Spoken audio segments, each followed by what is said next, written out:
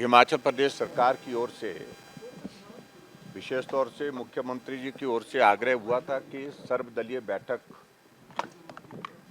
का आयोजन किया जाए। जी हमारे साथ में माननीय विधायक गण भी साथ में थे और मैं भी उसका हिस्सा बना। विषय था कि रेवेन्यू डेफिसिट ग्रांट के कारण जो फाइनेंशियल क्राइसिस हिमाचल प्रदेश में आने वाले समय के लिए जो दिख रहा है, उस सारे में हम किस प्रकार से आगे बढ़े, किस प्रकार से हम केंद्र सरकार से रेवेन्यू डेफिसिट ग्रांट को फिर पुनः बहाल करके जो है हिमाचल प्रदेश की आर्थिकी में जो सहयोग होता है उसके लिए रास्ता निकालें। लेकिन सारी बातों को लेकर के जो प्रेजेंटेशन फाइनेंस सेक्रेटरी के माध्यम से दी गई, उसमें भी बहुत सारे फैक्ट्स जो है वो मिसलीडिंग है। और इसके अतिरिक्त मैं ये भी कहना चाहता हूं कि इस प्रकार के माहौल के लिए मुख्यमंत्री जी ने वातावरण ही पहले दिन से रखा नहीं कि हम मिल करके हिमाचल प्रदेश में काम करें। प्रदेश सबका है, ना कांग्रेस का है, ना भाजपा का है, ना सीपीएम का है, ना सीपीआई का है, सबका हिमाचल वासियों का है। फिर भी हम हिमाचल हित को लेकर के सरकार का पक्ष क्या है रेवेन्यू डेफिसिट ग्रांट पर, आपने विचार क्या किया है, इस सारी चीज को जानने के लिए आज इस बैठक में शामिल हुए। लेकिन फिर हट फिर करके कि अधिकार और केंद्र सरकार, इन सारी बातों के बीच में ही बात रही कि हमको गलत किया गया, ये रेवेन्यू डेफिसिट ग्रांट बंद कर दी गई।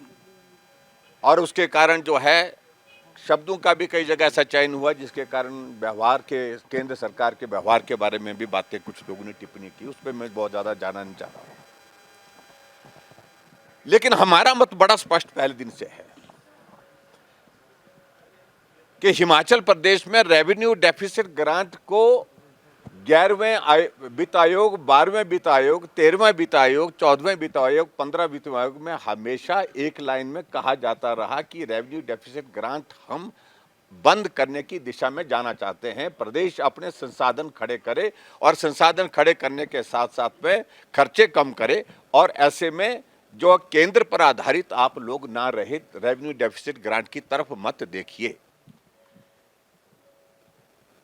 और पिछली बार अगर मैं 13वें वित्त आयोग की बात करूं, 30th फाइनेंस कमीशन में आपने देखा कि मनमोहन सिंह जी की सरकार थी, कांग्रेस की सरकार थी, जो 2010 से 2015 तक रहा।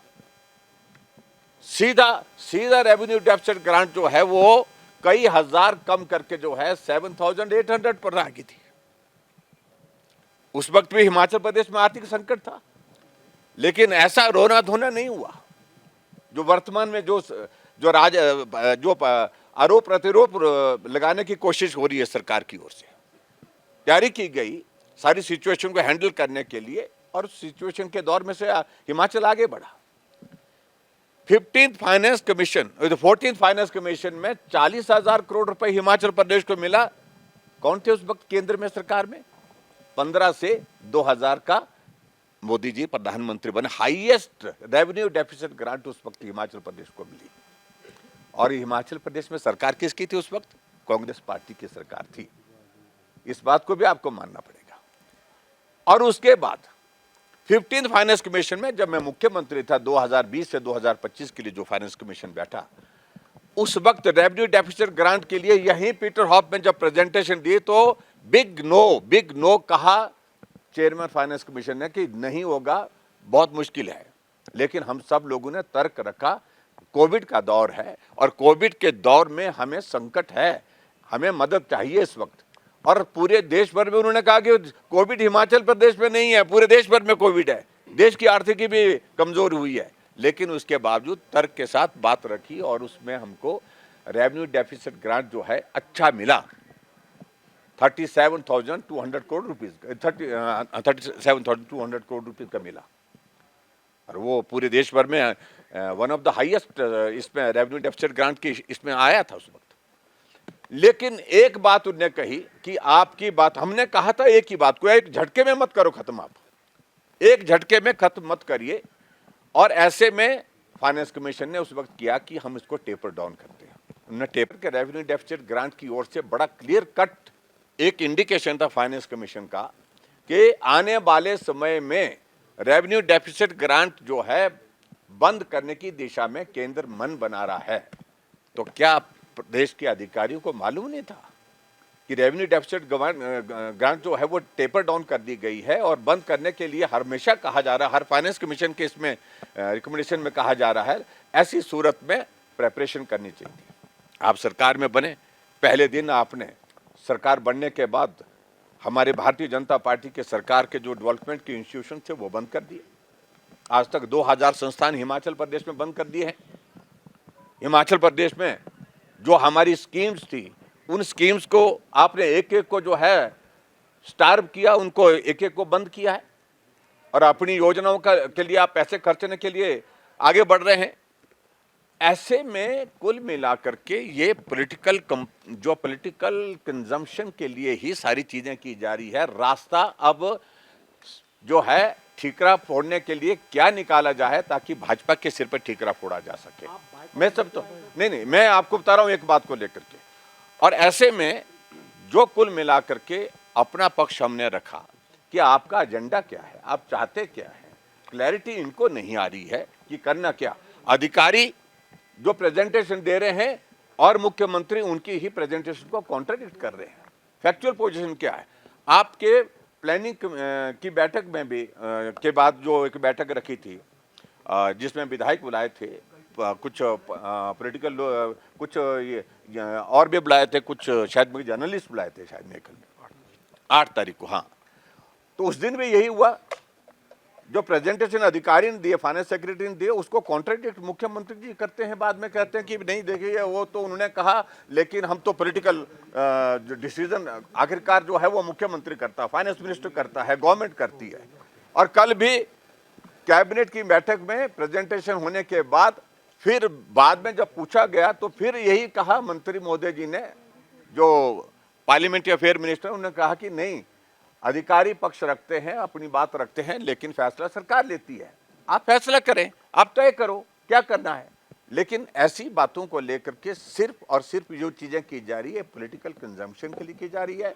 ठीकरा भाजपा के सिर पर किस प्रकार से फोड़ा जाए, इसलिए हमने आज जो है अपनी बात रखी और हमारी पार्टी की ओर से पार्टी अध्यक्ष जी ने रखी।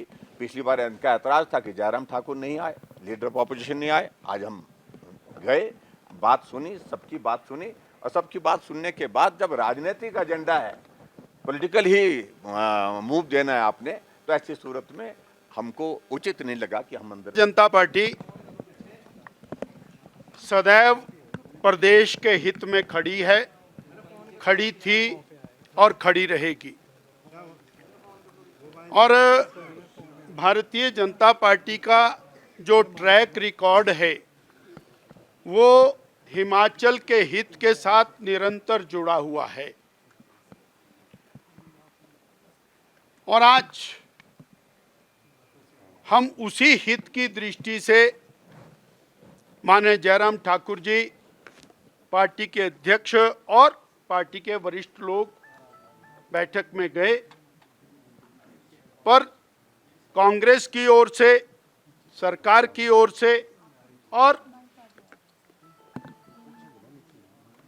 केवल एक ही काम था, भारतीय जनता पार्टी को कॉर्नर करना। 3.25 साल में 2 लाख करोड़ रुपए से ज्यादा की केंद्र की सहायता, 2,12,000 करोड़ की केंद्र की सहायता वो प्रदेश को विभिन्न मदों में मिली है। लगभग 45,000 करोड़ के तो नेशनल हाईवेज का काम चला है। सर्वाधिक धनराशि प्रधानमंत्री ग्राम सड़क योजना में मिल रही है। और जो कांग्रेस की वर्तमान सरकार है उसको रेवेन्यू डेफिसिट ग्रांट के रूप में भी 27,000 करोड़ रुपया प्राप्त हुआ। परंतु सत्ता प्राप्ति के बाद से लेके आज तक एक ही एजेंडा है कि केंद्र सरकार हमें कुछ नहीं दे रही है। और अपने मिस एप्रोप्रिएशन, फाइनेंशियल मिसमैनेजमेंट, उसका ठीकरा बीजेपी पर फोड़ने के लिए, केंद्र सरकार पर फोड़ने के लिए ये सारा प्रपंच रचा जा रहा है। जब ये सारी चीज सामने आ गई और कांग्रेस के लोगों ने बहुत सारी बातें कही, ये जल है, जंगल है। अरे 70 साल आप लोगों ने, 60 साल राज किया, और वो जल जंगल, केंद्र की मोदी सरकार निरंतर हिमाचल को हर प्रकार से सहायता मदद कर रही है, परंतु उसके बावजूद केवल और केवल बीजेपी को कॉर्नर करना ये सर्वथा अनुचित है। और केवल एक ही एजेंडा दोषारोपण, केंद्र पर अपनी सारी नाकामयाबियों का ठीकरा, अपनी फाइनेंशियल मिसएप्रोप्रिएशन का ठीकरा, जैसा जयराम जी ने कहा, वो बीजेपी पर फोड़ने की बात है। इसलिए हमने और बेहतर समझा कि इस प्रकार की स्थिति में जहां योजनाबद्ध तरीके से ये सब हो रहा है, तो हम उस मीटिंग से बाहर सुझाव भी आपने दिए हैं। हमने और बहुत सारी चीजें पूछी कि भाई सत्ता बनी, आपने अपनी गारंटियों के दबाव में आकर के जो फाइनेंशियल कचरा किया वो क्यों किया? आपने चीफ पार्लियामेंट्री सेक्रेटरीज लगाए, गैर कानूनी लगाए, करोड़ों करोड़ों रुपया व्यय किया, उसके बाद करोड़ों करोड़ों रुपया आप सुप्रीम कोर्ट में वकीलों के माध्यम से व्यय कर रहे हैं। आपने भारी भरकम ओएसडीज की, एडवाइजर्स की और चेयरमैन्स, वाइस चेयरमैन्स की फौज लगाई। आपको जब वित्तीय संकट है, उसके बावजूद आप लगातार पब्लिसिटी करके और पूरे प्रदेश के अंदर आए 15 दिन बाद होर्डिंग्स बदल देते हैं।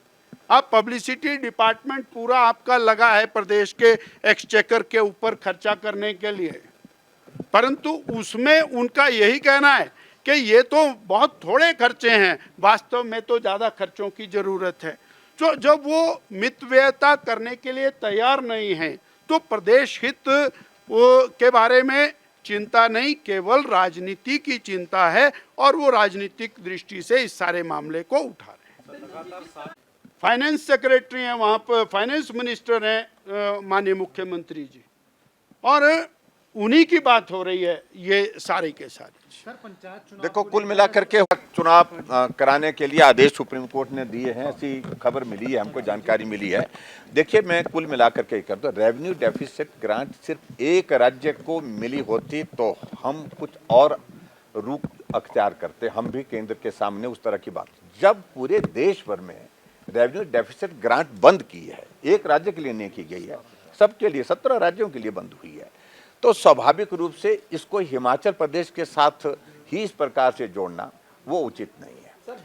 अब भेदभाव की बात, पीएम मोदी ने घोषणा की थी 1500 करोड़ की। देखो, वो सारी चीजों को लेकर के वो चीजें आने वाले समय में किस प्रकार से आएंगी, वो सारी चीज को देखेंगे। लेकिन कुल मिलाकर के ये बार बार डे वन से केंद्र सरकार को गाली देना, मोदी को गाली देना, भाजपा की पूर्व सरकार को गाली देना, मुझे गाली देना, यही हम पिछले 3.5 साल, 3.25 साल से सुन रहे हैं। और आखिरकार इनका पॉलिटिकल एजेंडा आज की बैठक में भी कुल मिलाकर के लौबलवाब यही था कि ये इस कारण से, वो उस कारण से। हिमाचल प्रदेश की अगर आर्थिकी अगर पटरी से उतरी है 95 के बाद, लगातार लोनिंग, और उसके बाद 2005 तक तो है उसको संभाला जा सकता, तो उसके बाद स्थिति आपके सामने, मुझे लगता है उसके ज्यादा कुछ कहने की आवश्यकता नहीं। और हमने एक बात कही है कि जो अंदर जो पॉलिटिकल पार्टीज आई है उनका रिप्रेजेंटेटिव विधानसभा के अंदर कोई, वही मैं इस बात को कह रहा हूं कि प्रदेश सरकार को राजनीतिक बयानबाजी से ज्यादा तर्क के साथ, लॉजिक के साथ अपना प्रेजेंटेशन, अपना केस जो है केंद्र सरकार के समक्ष फाइनेंस कमीशन के सामने प्रस्तुत करना चाहिए था। लेकिन लगातार पॉलिटिकल स्टेटमेंट, और मेरी जानकारी के मुताबिक जब फाइनेंस कमीशन भी यहां पर आया, उस वक्त भी केंद्र सरकार के बारे में बहुत गंभीर टिप्पणियां फाइनेंस कमीशन के सामने, जो एक ऑटोनोमस इंस्टीट्यूट है, कॉन्स्टिट्यूशनल बॉडी है, उनके सामने भी जो है इस प्रकार से कि केंद्र ये कर रहा है, केंद्र वो कर रहा है, तो मैं समझता हूं कि वो एक हेल्दी परंपरा नहीं थी। अपना पक्ष टेक्निकल तरीके से प्रभावी ढंग से रखते तो मुझे लगता है कि परिणाम कुछ और होते। Thank you.